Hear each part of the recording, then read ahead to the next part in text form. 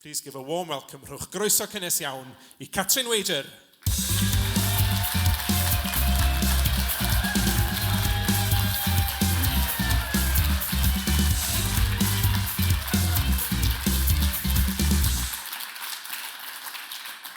Waw, Cynhadledd.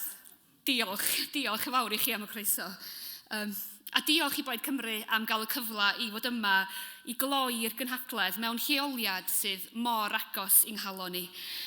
Da ni'n agos I etholaeth Bangor Aberconwy, a da ni yn rhwla lle nath y siwrna wleidyddol I gychwyn, fel cynghorydd sir ar Gyngor Gwynedd, mewn tafliad carreg I ffwr o'r stafell yma. Mae hefyd rhaid I fi nodi faint o fraint ydi bod yma fel rhan o dîm ymgeiswyr arbennig Plaid Cymru ar gyfer yr etholiad cyffredinol nesaf. Dychmygwch, Ann Davies a Llunos Medi ac ella ryw ambell un arall yn ymuno hefo Ben Lake, Liz Saville Roberts a Carmen Smith I herio sefydliad San Steffan ac I ddangos na ddyle unrhyw blaid gymryd Cymru yn ganiataol. Wan, mae'n debygol iawn na hon ydy'r gynhadledd olaf cyn yr etholiad, ac mae'n bosib felly mae fi sydd efo'r fraint o'r gair olaf cyn y diwrnod mawr. A mae hynna ddipyn o bwysau. If this is my last opportunity to use my voice on a Plaid Cymru stage, it's precious. How can I make the best of it? What do I really want to say? I want to say that I don't want to live in a world where the slaughter of children becomes normalized, where starvation and suffering are live-streamed, where global organizations established to maintain peace who are calling out for help amid horror of an unimaginable scale are ignored and funding for aid withdrawn. I don't want to live in a world where rhetoric has become so distorted and society so polarized that we live in fear of calling out war crimes for what they really are. Where our political leaders argue semantics of sustainable versus immediate, while the bodies of innocents pile high. I don't want to live in a world where those fleeing war and persecution wash up dead on our shores. I don't want to live in a world where a third of our own children here in Wales are growing up in poverty. Their futures potentially blighted by childhood trauma and their future health compromised by a lack of nourishing food.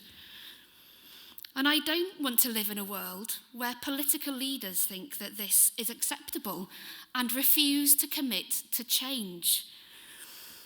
I don't want to live in a world where I hear stories of suffering, people losing lives because they cannot see the right doctor at the right time, where our incredible NHS staff are overworked and underpaid, where we hear stories of grandmothers on the floor for hours, days, because there are no ambulances available.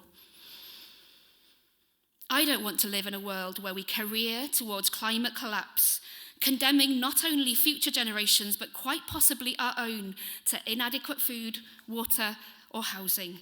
Condemning them to increasing political instability because we don't want to give up the dopamine hit of a new purchase, and algorithms distract us from the hard realities of our world now and in the future. I don't want to live in a world where hate is normalized by those who lead us, and those who speak out are branded as woke. I don't want to live in a world where none of the parties who are set to lead us offer any hope that this could change. It shouldn't be like this. It should, and it could, be better. And as we face an end to 14 years of Tory cruelty, this should be an exciting time, a new dawn. But Starmer's Labour, with their U-turns, their lack of ambition, and their glorification of the inspirational Thatcher don't offer me any hope. They aren't offering anything different, just more of the same. They may wear a red rosette, but their policies run blue. And they stand as proof to me that the two-party system, that Westminster, is broken. Rwan, mae'n hawdd iawn cwyno am beth sydd o'i le yn dydi, ond mae'n anoddach cynnig datrysiadau. Ond dwi yn y byd gwleidyddol ac yn aelod o Plaid Cymru gan fod gen I weledigaeth dros well. A pa ffordd well I wario yr cyfle euraidd yma ar ddiwedd y gynhadledd na dychmygu y dyfodol all fod. Yn fy nyfodol delfrydol I, bydd ein cymunedau wedi grymuso. Bydd gan bob trigolyn gartref clud lle nad oes angen poeni am sut I gadw'n gynnes yn y gaeaf neu sut I roi bwyd ar y bwrdd. Yn fy nyfodol delfrydol I, bydd adnoddau naturiol Cymru, ein morodd, ein gwynt a'n glaw, yn gwefru adfywiad ein economi gyda trydan gwyrdd, gyda'n trigolion a'n cymunedau yn elwa. Yn fy nyfodol delfrydol I, byddwn nhw'n gwerthu adnoddau pwysicaf cymdeithas ein dyfodol, ynni, bwyd a dŵr, un cymdogion, ac byddwn nhw'n derbyn pris sydd yn deg. Ac yma, adra, bydd bob teulu yn gallu bwyta bwyd meithlon o safon sydd wedi ei gynhyrchu o fewn ein milltir sgwâr, cyfraniad ein amweithwyr yn cael ei werthfawrogi. A byddwn nhw'n prynu'r bwyd yma o siopa annibynnol dan berchnogaeth leol ar stryd fawr fywiog llawn bwrlwm, a gallwn gymdeithasu dros beint wedi ei fragu yn ein bro, gan ddathlu naws a blas arbennig ac unigryw ein cymuned. Bydd cludiant cyhoeddus a cherbydau cymunedol yn fforddiadwy a dibynadwy ac yn ein cysylltu hefo'r byd. Yn fy nyfodol delfrydol I, byddwn oll gyda mynediad cyfartal at adnoddau a bydd gwasanaethau ar gael I ni o fewn ein cymuned. Fydd o ddim yn frwydr I weld doctor neu ddeintydd, bydd triniaeth amserol ar gael a chleifion yn cael eu trin gyda urddas. Bydd fy myd delfrydol I yn hygyrch I bawb. Ni fydd anableddau yn rwystyr I deithio, I weithio neu gymdeithasu, ond, os oes angen, bydd gofal ar gael gyda gofalwyr yn cael eu gwerthfawrogi a'i cyflog yn gyfystyr â'i cyfraniad. Yn fy myd delfrydol I, bydd y wladwriaeth les yno, fel rhwyd, I ddal y rhai sydd yn disgyn, heb stigma a heb fai.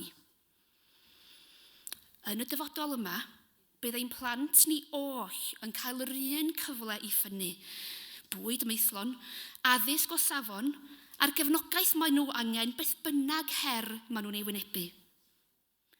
Bydd y Gymraeg yn fyw, ein hanes, ein chwedloniaeth a'n diwylliant yn cael ei ddathlu, ac fe fydd croeso i'n cydyn o ble bynnag y don, gyda'r gwead o gymreictod a diwylliannau'r bryd yn creu rhywbeth arbennig.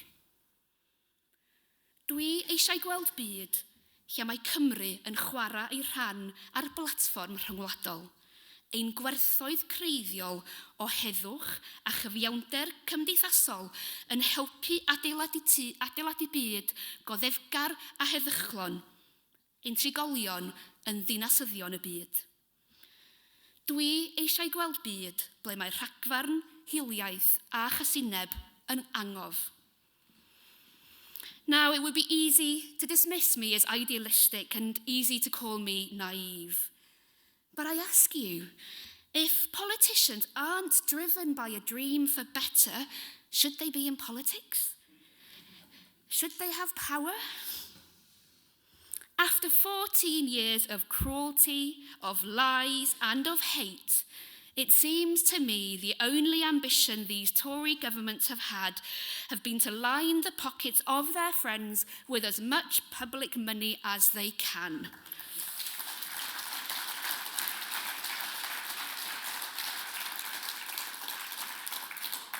And Labour. They seek nothing but power. I don't know what they stand for, but I know that I see no ambition for change and no hope. They say that when you are in darkness, you must find the light. Today, I want to tell you that the light is found within you. You hold the key to make change. Because let me tell you, my utopia is not so far away. It is here, in our beautiful nation, in our people, in our communities. They are seeds of hope.